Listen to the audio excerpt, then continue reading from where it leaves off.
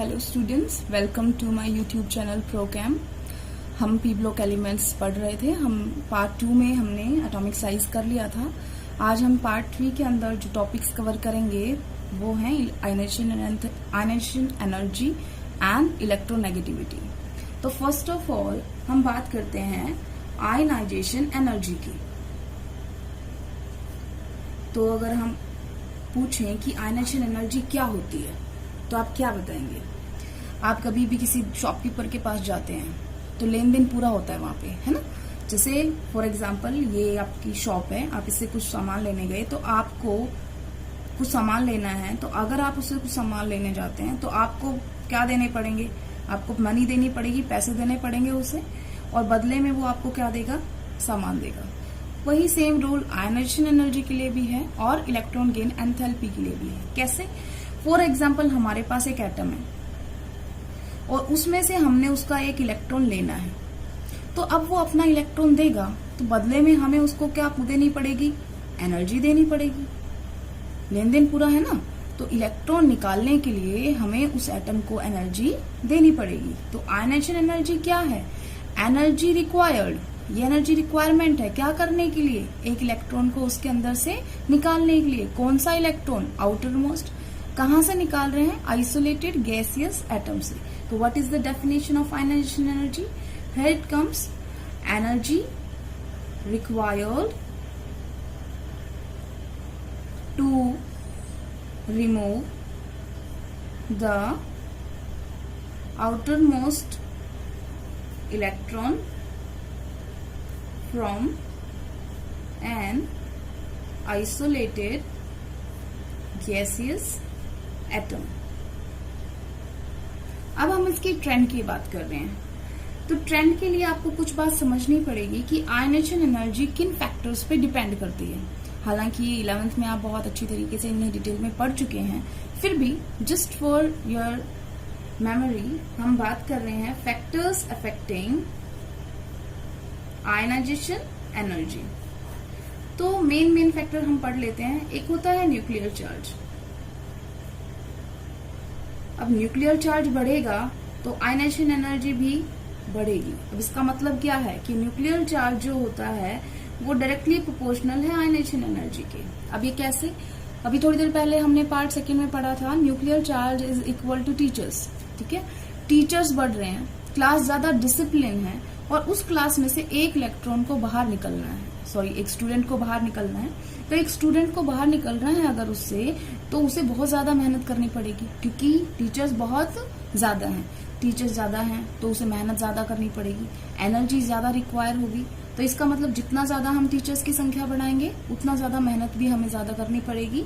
सो आप इसको इस रिस्पेक्ट में समझेंगे। As the nuclear charge increases, तो जो फोर्स ऑफ अट्रैक्शन जो फील कर रहा है लास्ट इलेक्ट्रॉन, क्योंकि यहाँ पर मान लो हमारा ये न्यूक्लियस है और ये इलेक्ट्रॉन है, अगर ये न्यूक्लियर चार्ज बढ़ रहा है तो इसका मतलब है इस इलेक्ट्रॉन को जो फोर्स ऑफ अट्रैक्शन से वो पहले खींच रहा था वो फोर्स ऑफ अट्रैक्शन बढ़ रही है क्योंकि न्यूक्लियर चार्ज बढ़ रहा है।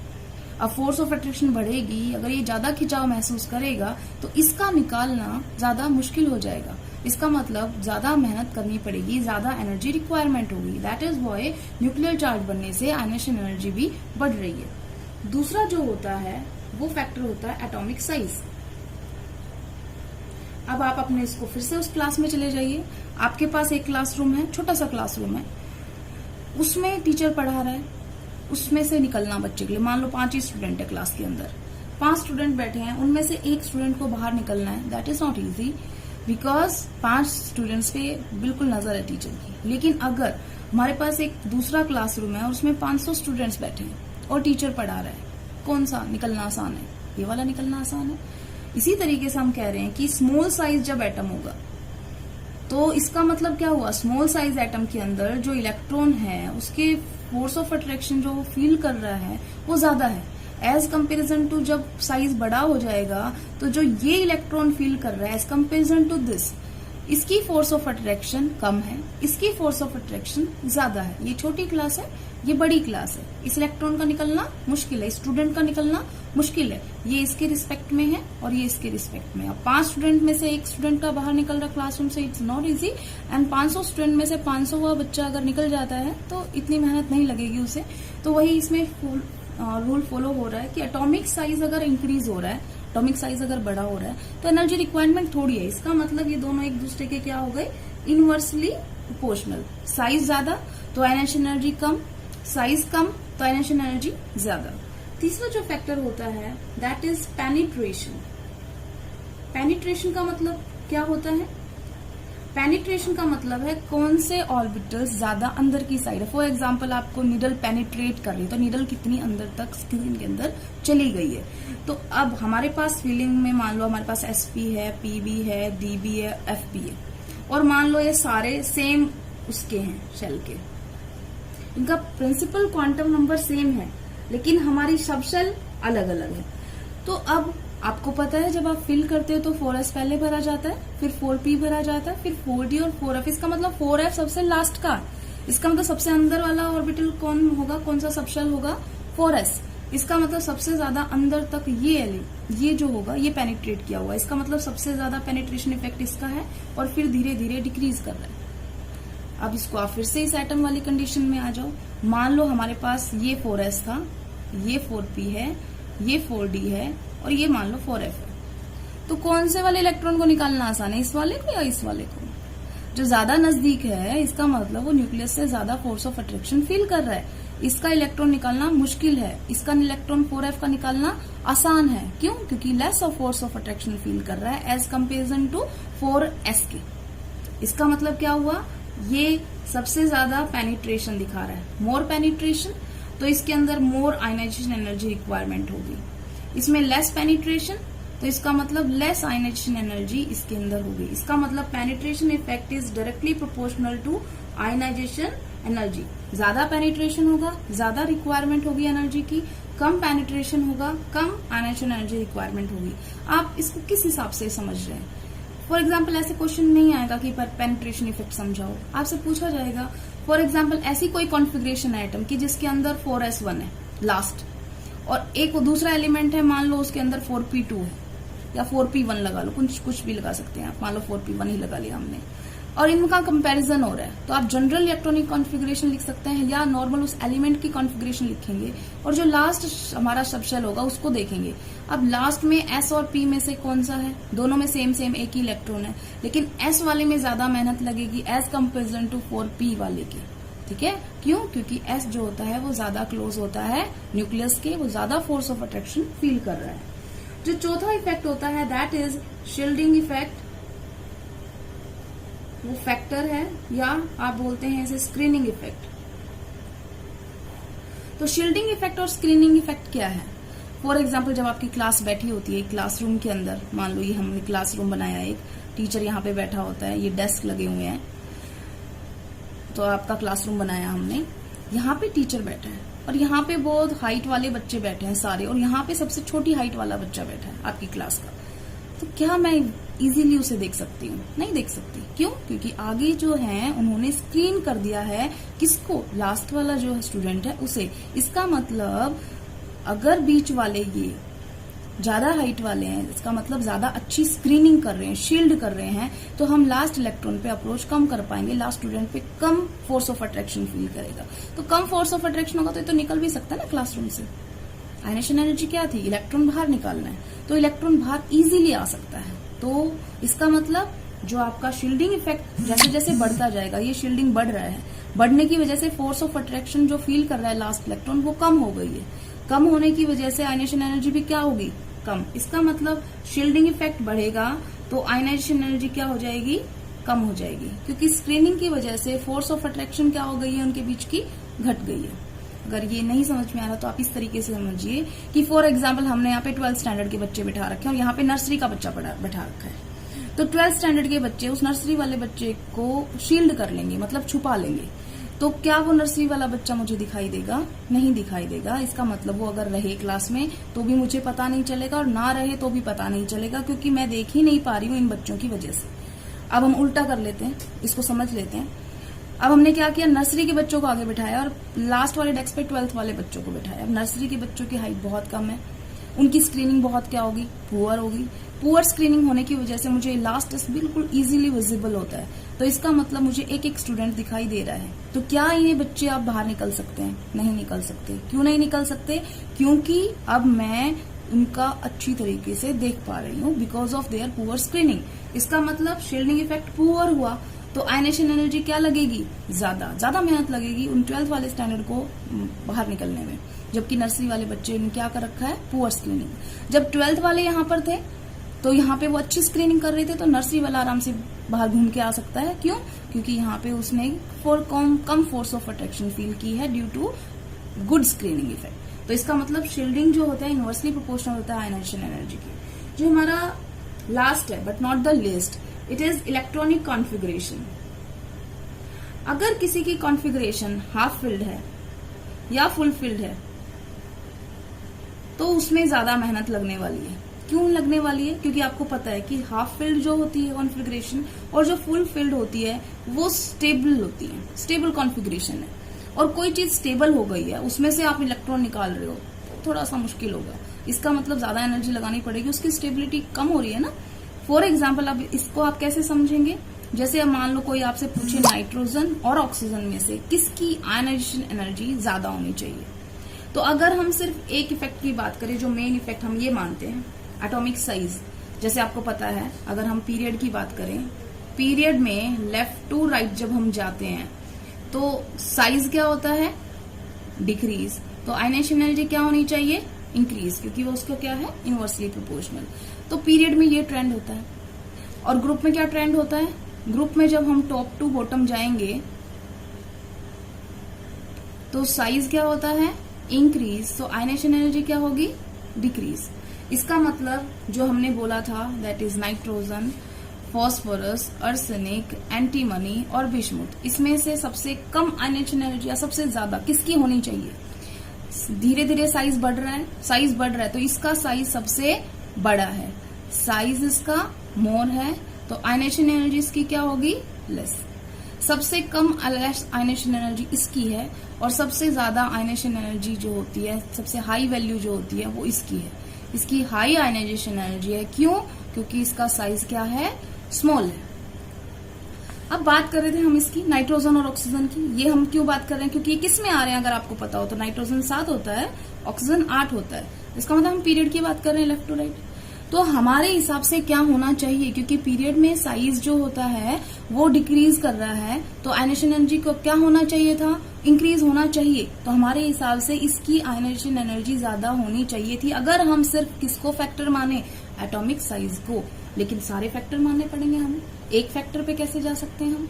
तो ये वाला फैक्टर तो क्या कह रहा है कि इसकी जो आयनेशन एनर्जी है उसकी वैल्यू ज्यादा होनी चाहिए। लेकिन हमारा ये फैक्टर क्या कह रहा है, इलेक्ट्रॉनिक कॉन्फ़िगरेशन। तो कॉन्फ़िगरेशन लिख लेते हैं हम। नाइट्रोजन के लिए कॉन्फ़िगरेशन क्या होती है, 1s2 2s2 2p3। इसके लिए होगी 1s2 2s2 2p4। ये कैसी कॉन्फ़िगरेशन है, half filled, that is more stable. ये कैसी है, इसका एक इलेक्ट्रॉन निकल जाए तो ये स्टेबल हो जाएगी, हाफ फिल्ड बन जाएगी। इसका मतलब तो ये चाह रहा है ना कि किसी तरीके से एक इलेक्ट्रॉन निकल जाए और मैं स्टेबल हो जाऊं, जबकि ये क्या है, बेचारा पहले से स्टेबल है और इसका इलेक्ट्रॉन लेना चाहता है, तो ये इतनी इजीली नहीं देगा। इसका मतलब हमने सोचा था इसकी आयनेशन एनर्जी ज्यादा होती है, लेकिन एक्चुअल में आयनेशन एनर्जी नाइट्रोजन की ज्यादा होती है। रीजन समझ में आ गया क्या? क्योंकि यहाँ पर हाफ फिल्ड कॉन्फ़िगरेशन है, that is much more stable. ठीक है, जो जनरल कॉन्फ़िगरेशन है ऑक्सीजन की उससे बहुत ज्यादा स्टेबल है, क्योंकि ये हाफ फिल्ड है, जबकि ये हाफ फिल्ड नहीं है। इसका एक इलेक्ट्रॉन निकलने के बाद हाफ फिल्ड होगी, तो ये तो तैयार बैठा है एक इलेक्ट्रॉन देने के लिए, बट ये विलिंग नहीं है, तो ज्यादा मेहनत लगेगी इसके जो पी का हाफ फिल्ड कॉन्फ़िगरेशन को बिगाड़ने के लिए। ठीक है, तो इतना आपको समझ में आ गया होगा कि ये जो ग्रुप 15 एलिमेंट्स हैं और जो ये ग्रुप 16 एलिमेंट्स हैं, तो एज लेफ्ट टू राइट हम जाते हैं तो हमें होना चाहिए था कि ग्रुप 13, 14, 15 और 16 होना तो क्या चाहिए था, होना तो ये चाहिए था कि हम जब जाएं तो साइज डिक्रीज होता है, आयनेशन एनर्जी इंक्रीज होती है।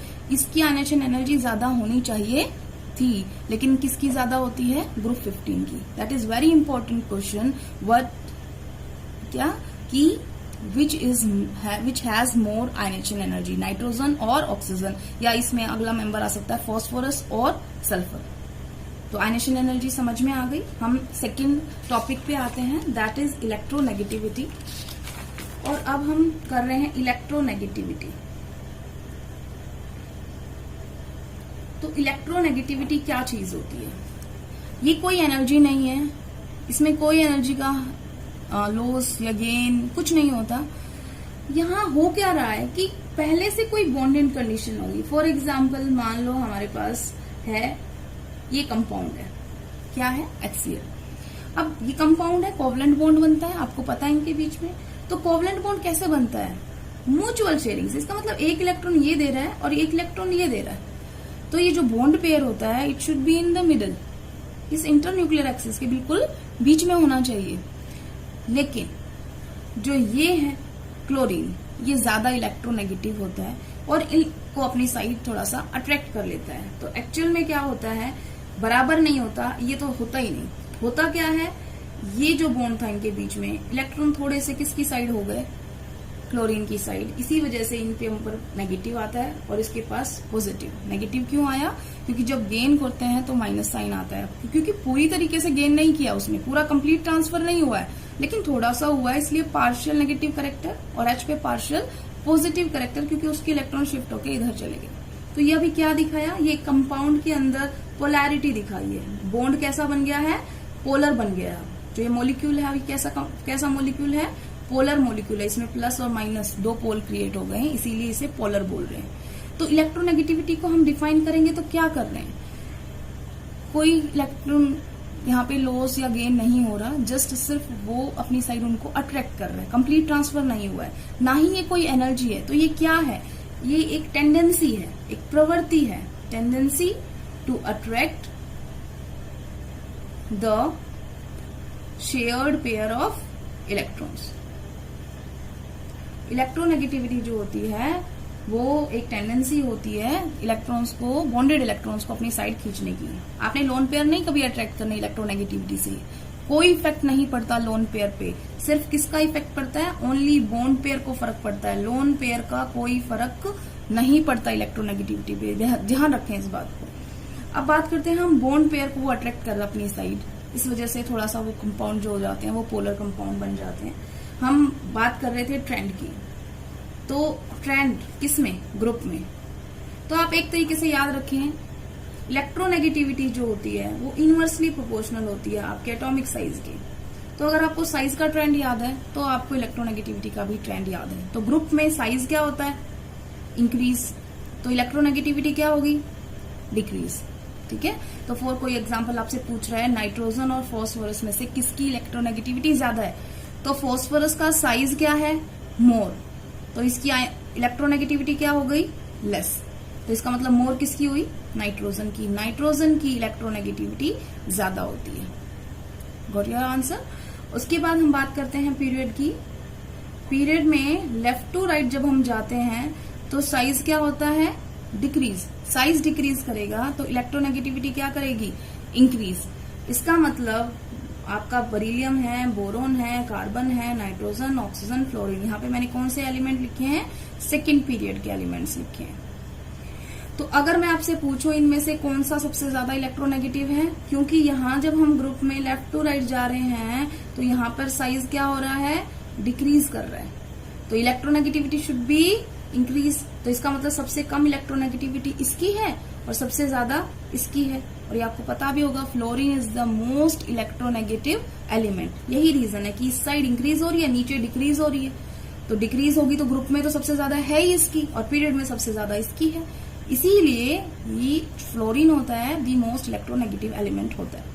अब बात कर रहे थे इलेक्ट्रोनेगेटिविटी में। अब कोई आपसे पूछ सकता है नाइट्रोजन और ऑक्सीजन में से इलेक्ट्रोनेगेटिविटी किसकी हाई होगी? You can give your answer कि ऑक्सीजन जो है उसका साइज क्या है? साइज स्मॉल है, दैट्स वाई इसकी इलेक्ट्रोनेगेटिविटी ज्यादा होगी। नाइट्रोजन का साइज जो होता है वो बड़ा होता है, इसलिए इसकी लेस होगी। तो इलेक्ट्रोनेगेटिविटी ऑक्सीजन की ज्यादा होगी। इतना समझ में आ गया होगा आपको। सो हमने जो आज टॉपिक कवर किए थे वो ये दोनों ही थे। Thank you.